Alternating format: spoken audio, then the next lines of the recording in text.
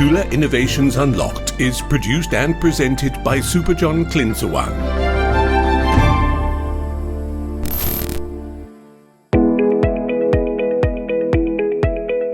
It was the year 1972 when Magnavox released the world's first commercial home video game console, the Magnavox Odyssey.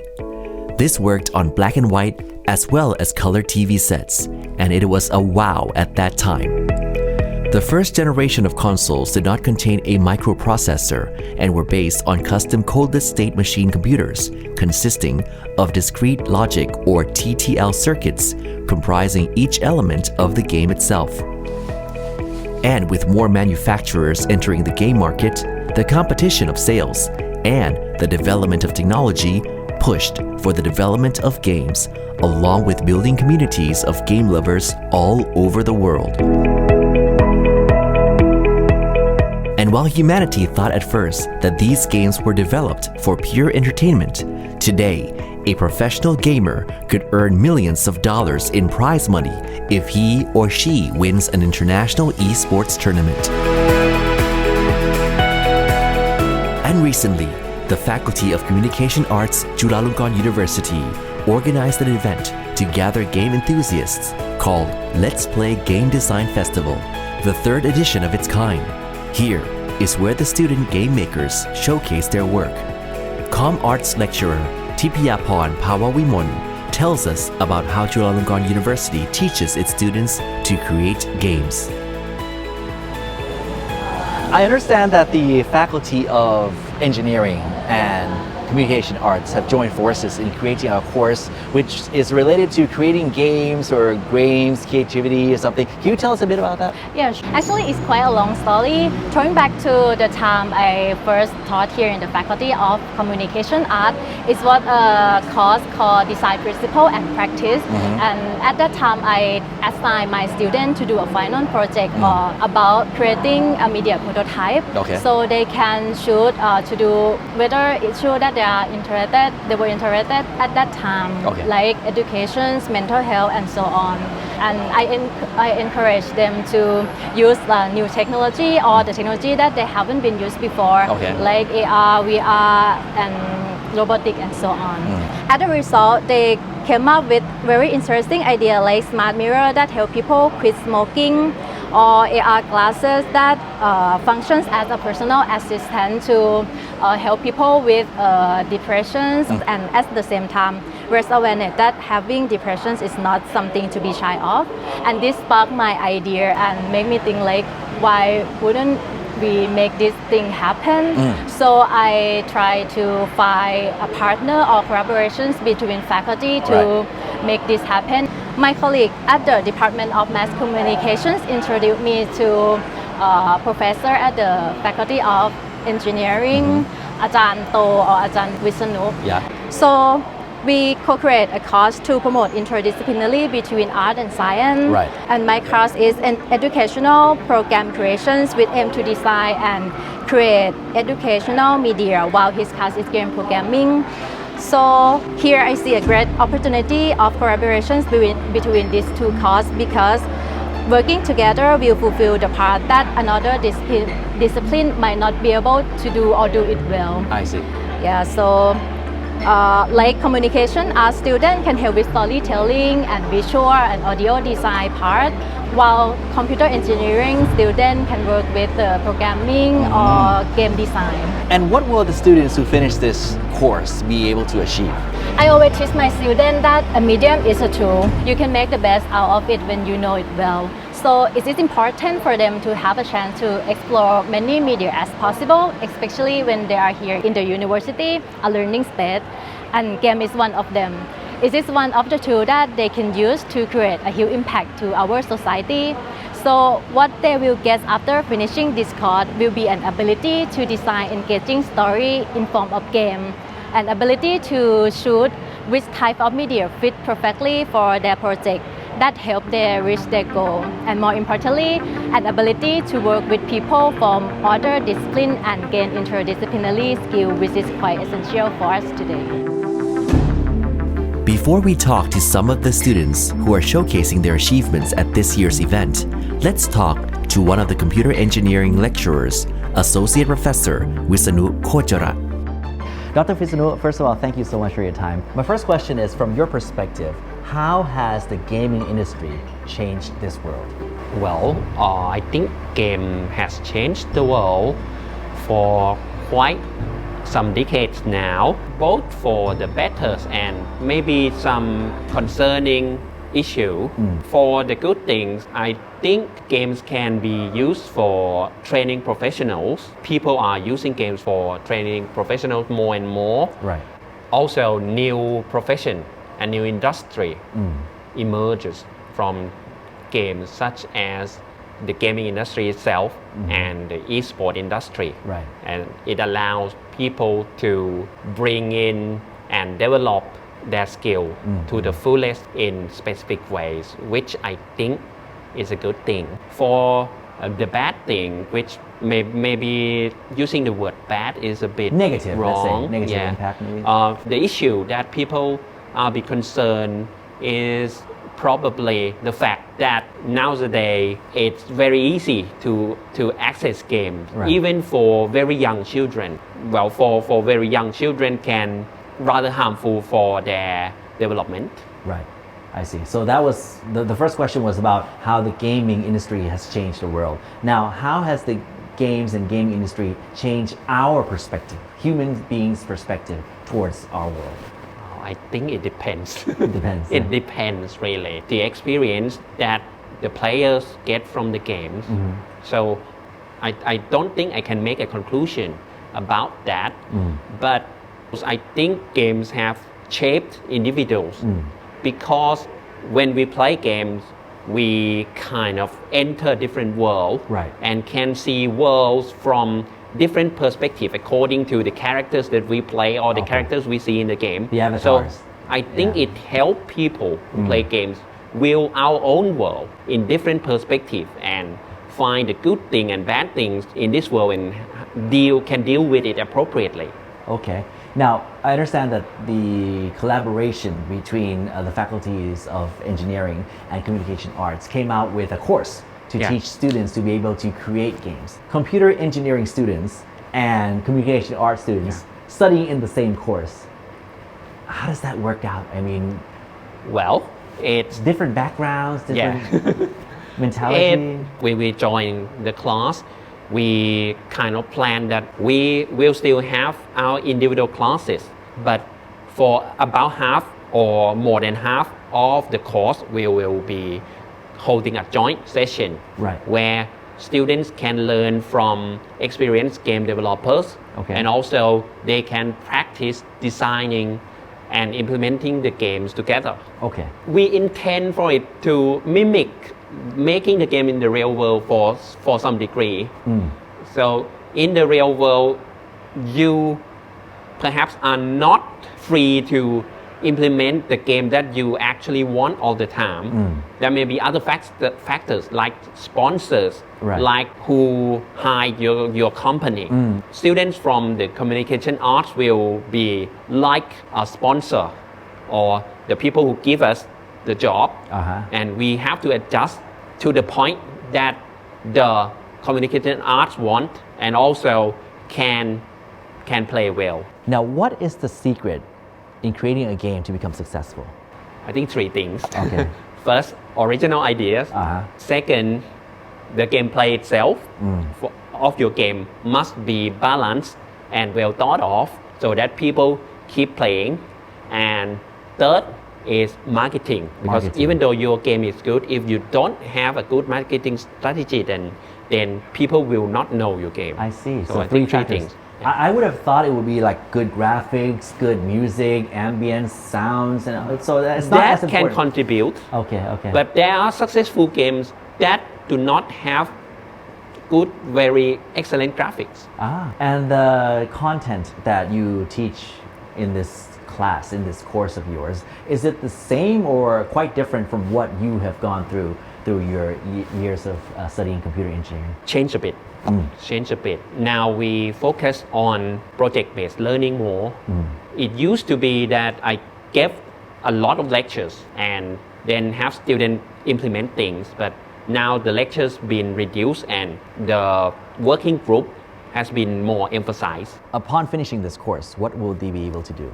They will be able to create games as a team and work with people from different disciplines. Not only can they combine and complement each other's skill, they will learn to adjust and compromise on different perspectives according to different disciplines. Right. So they'll be able to work in the real world. Can anyone be a game creator, or must they have at least some basics or some knowledge in? It depends what role that you want to play Right. in the team. All right. I think anyone can be, depending on the role, but that depends on their experience as well. If you don't have experience being a programmer, then you can be designer, or you can do some level designs or level architectures if you have experience in that area. Doesn't have to be coding. Right. But then the team will have to organize. And what kind of people, or let's say disciplinaries, do we need in order to create one game? I think the people that can present the game well, then programmer, art people, Designers. artists who can draw and who can create models and graphics for the game. What innovations or software or hardware will be the next game changer for the gaming industry? Actually, I'm a bit concerned that generative AI will come in to play a major role in generating content in games. Right. Not only for the speech in that character say in the game, but maybe perhaps the level design and level creation itself. There are games now that are generated by generative AI. Wow.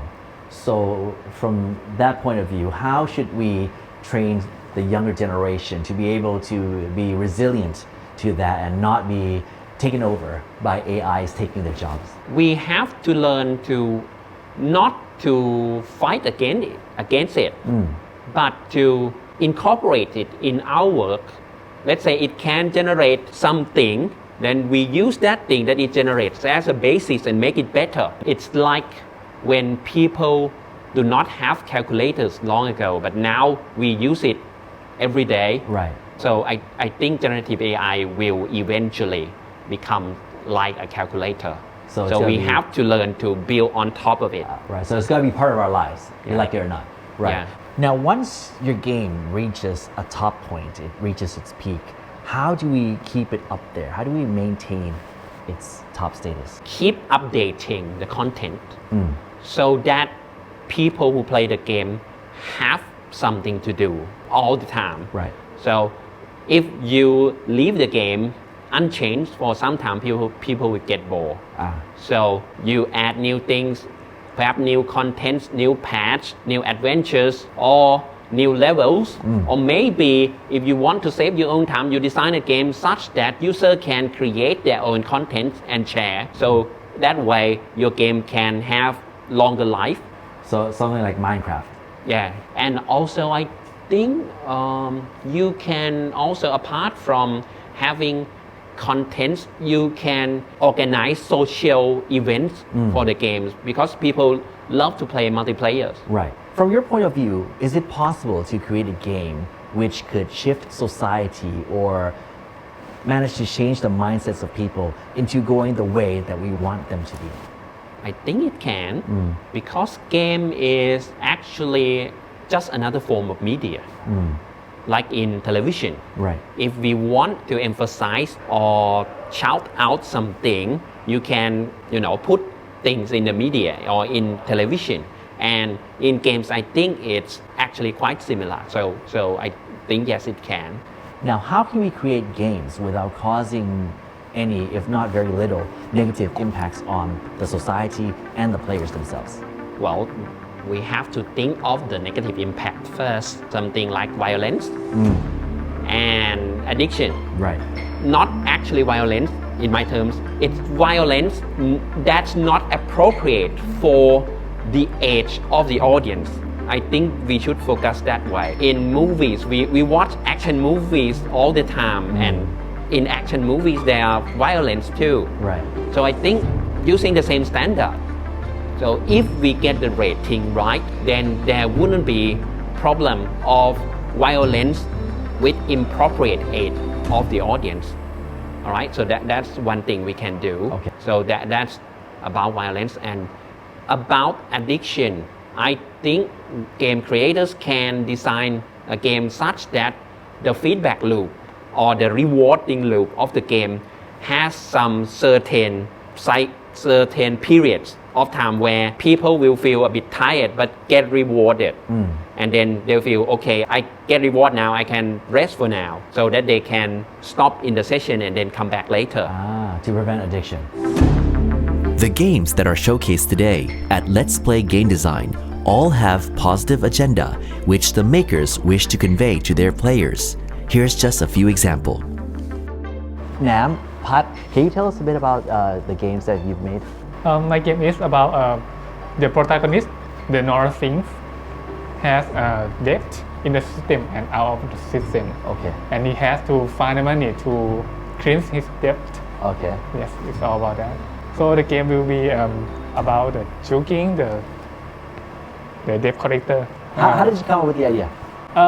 At first we think about chasing and choking game, and then we have to work with communication and art, and the objective is to teach about the depth, how dangerous it is. So we have to merge all objectives to find the equilibrium. And the moral of the story is to not to get into debt. How about you?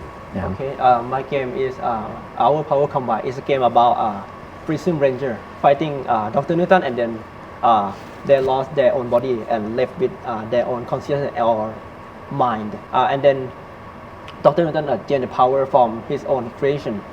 So without the body, Prism Ranger can fight. So they take over, they guide someone's body to fight with against Dr. Newton. Okay. The idea came up with when we brainstorming.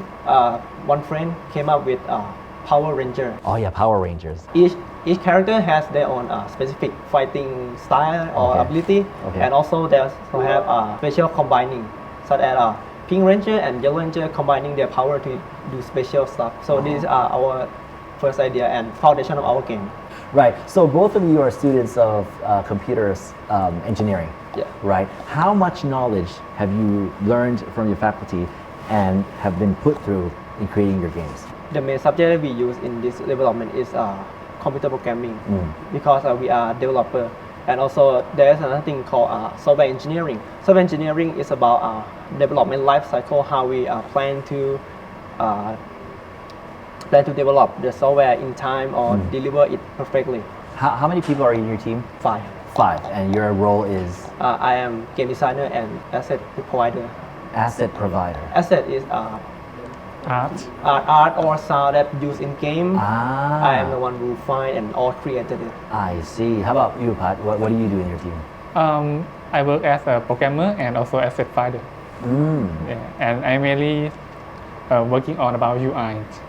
What's that? UI is the thing you see it on screen. So that when you play Facebook, they have a notification button. Everything that you see is UI. Oh, okay. And UI stands for? User interface. User interface. Oh, okay. You designed that as well. Yes. What's the hardest thing about making a game? Sometimes our work have to overlap each other, and we have to stay clear that which one will we use, or we use both. All right. So you're saying that dealing with the computer or the program is not as difficult as dealing with your peers. Yeah. Does that happen to you as well? Yeah. Yeah. I think that the combination is one of the more difficult thing, and also another thing is the idea, because sometimes your idea and your friend collided. Right. Then that sometimes is communication, because sometimes I was like, yeah, I want this green color, and the guy want red color or something like that. So we have to discuss on our team which one we will use for player to play it easier and understand more. And how do you see the development of the gaming industry going to change your world? For me, I think that games have become basic norm of people. Every people at almost every age play games. The game is quite different from other media, because if we talking about violence, say in movie or TV series, you are watching someone doing the violence, but in game you are the one who commit violence. Yeah.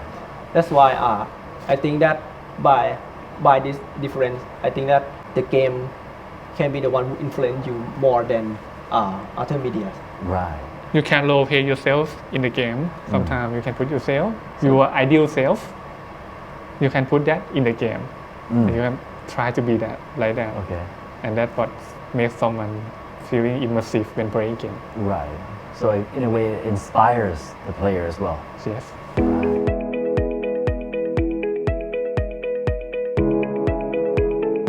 Pepper, Fair, can you guys tell me a bit about the games that you developed? Yeah, so the game that we developed together between students between Faculty of Communication Arts and Faculty of Engineering is the game called The Last Bell. The Last Bell. Yeah, The Last Bell. Escape the Mystery School. Okay, so the game is about escaping, as the title says, the mystery school. What is that? It's kind of like a school, but it's sort of eerie, you could say that. The player just somehow gets stuck in that school, but there's literally no one except one thing, and that thing is trying to catch you. Right. And what is it that you're trying to communicate? The important in this game is that we not only make game for fun, we also want the player to learn something. And our objective is that we want to help the player learning English. So that's why we merge these two ideas together. Yeah, between her games and English together, and The Last Bell was created. It's like instructional media or something. Yeah. Right. Okay, so once you're able to understand the English in the game, you'll be able to finish the game. Yeah, that's correct. So it's an educational game. And your roles in developing the games are? Of course, I will be developing the mechanic, the coding and stuff, but I also do like the lighting, because this game is a horror game, so the lighting is very important. Right. Like if it's too bright, it's not gonna be scary. Right. How about you, Fair? What do you do? So I'm doing as a game designer, and also we design about the content in the game, that what players are gonna play, what is the questions, what is the puzzles, and things like that. Can we really use games to shape and shift the society and people within society into a way that we want? I really believe we can. And I think that the gaming industry has been doing that for quite a while now. Like even recently, I have been playing multiple online games, and there's a lot of movement being pushed in the game, like Black Lives Matters and the gender identity stuff. I've been seeing that a lot lately, and I think that's the positive push. And it's always been pushing the idea through the game, because people can play game anywhere now. And yeah, so I believe if the developer decide to put something to push their agenda in the game, they can guide people who play the games towards some idea. I also think that games have a large influence on people, especially the young people. I think it can simplify the information, or like some things that hard to understand into something that easy to understand. Which is good. Yeah, that's good, because like kids, and when you want to like try and solve issues in today's world, you have to communicate it to everybody's. That's why game will help to communicate, and I think it can solve the problems in today's world. Talking about the creation process and benefits of games to this point, a number of parents may still have doubt or even worry about potential dangers of games. So, here's a word of advice from Associate Professor Wisanu regarding violence in games and games addiction. Any words to the parents who may be concerned that their children may be a bit addicted to games, or maybe those parents who have negative perspectives about the games? I think as long as we can organize the timetable of the children well, then this wouldn't be a problem. Because for addiction, you have to, as a parent, you have to schedule the appropriate time for children to play games. You can't just ban children from games. You can't do it. You can't do it. They'll play behind your back anyway. Okay. So what you can do is, play with them. Play with them, getting to know their characters and things. And then try to limit the time. So that I think will help prevent addiction. And for violence, Okay. I think you can choose the game by rating. So you can go and have a look at game rating for each game in the net. So you know that when your child want a game, then you know the rating, and you can then support or suggest alternative for them. As for the collaboration course between the faculties of engineering and communication arts in teaching the young to create games, until now, there is yet any openings for the public to attend. That is, perhaps, the next level. Chula Innovations Unlocked is produced and presented by Chulalongkorn. This program is brought to you by Chulalongkorn University.